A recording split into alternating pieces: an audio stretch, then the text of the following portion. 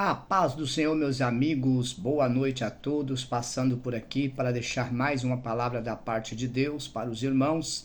Quero agradecer a todos que têm curtido, comentado, compartilhado e se puder, ficaria muito grato, se puder, é claro, você não é obrigado, a seguir, vai estar nos ajudando bastante no desenvolvimento do nosso trabalho aqui pela plataforma.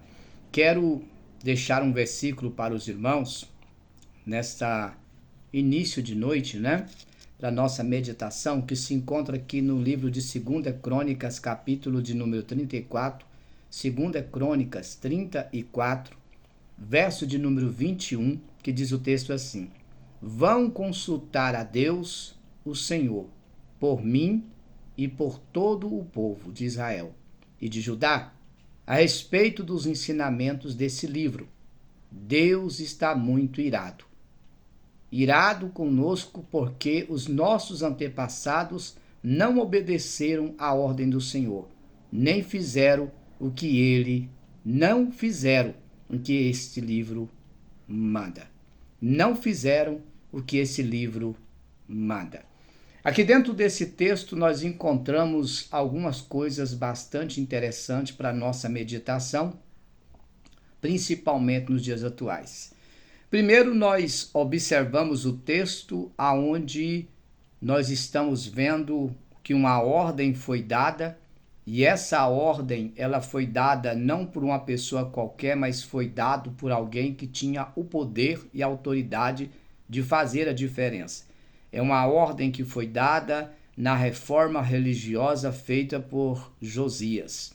Este homem que foi levantado como rei de uma nação e ali dentro dos seus trabalhos diários, vamos colocar assim, dentro das suas atividades, ele então vai perceber que alguma coisa está errada.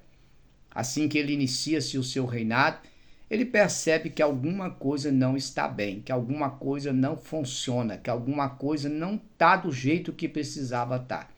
E ele então vai ter a sensibilidade de tomar uma atitude, uma decisão, que possivelmente, provavelmente, outros reis não fariam. Ele vai chamar um dos seus oficiais, ou um daqueles que a gente poderia considerar no dia de hoje, os seus auxiliares, e vai dizer para eles fazer algo que é surpreendente. Vão consultar a Deus, o Senhor, por mim e por todo o povo de Israel e de Judá, a respeito dos ensinamentos desse livro. Deus está muito irado. Este homem vai tomar uma decisão que vai mudar completamente a história da sua vida e também a história do seu reinado. Em meio ao caos, em meio à dificuldade, em meio à luta, em meio ao sofrimento, ele decidiu fazer algo inesperável, algo imaginável, que foi consultar a vontade de Deus. Trazendo essas palavras para os dias de hoje, quantas vezes a nossa casa, a nossa família, a nossa vida está de cabeça para baixo, completamente bagunçada, e nós tomamos todos os tipos de decisões possíveis, menos aquela que é a mais importante, a mais essencial, que é parar para ouvir a voz de Deus. E esse rei aqui, ele vai mandar com que os seus súditos possam ir até a presença de Deus e consultá-lo a respeito do que está acontecendo. Por que que ele mandou fazer isso? Porque no meio das suas investigações, no meio das suas observações, ele percebe que algo não está certo.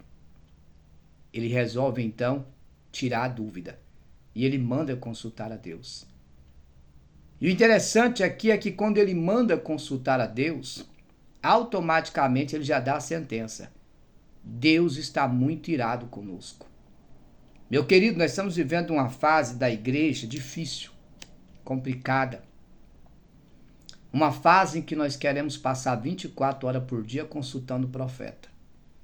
24 horas por dia, consultando revelações. Para transformarmos a casa de Deus e os homens de Deus, mulheres de Deus, em bruxos, feiticeiros, macumbeiros, cartomantes, só falta botar lei e sorte, porque o resto já estão se fazendo. Para todo lado que a gente olha, de toda forma que a gente vem olhar, o que a gente tem visto é comércio e mais comércio a respeito da palavra de Deus. E aqui ele diz para eles consultar para saber o que Deus estava pensando. E na consulta que ele faz, ele vai descobrir que os seus antepassados não obedeceram às ordens de Deus que estava escrito. Eles não ouviram a voz de Deus. Meu querido, esse verso me ensina algo muito importante. Primeiro, que não adianta eu estar na presença de Deus se eu não estou disposto a ouvir a voz de Deus.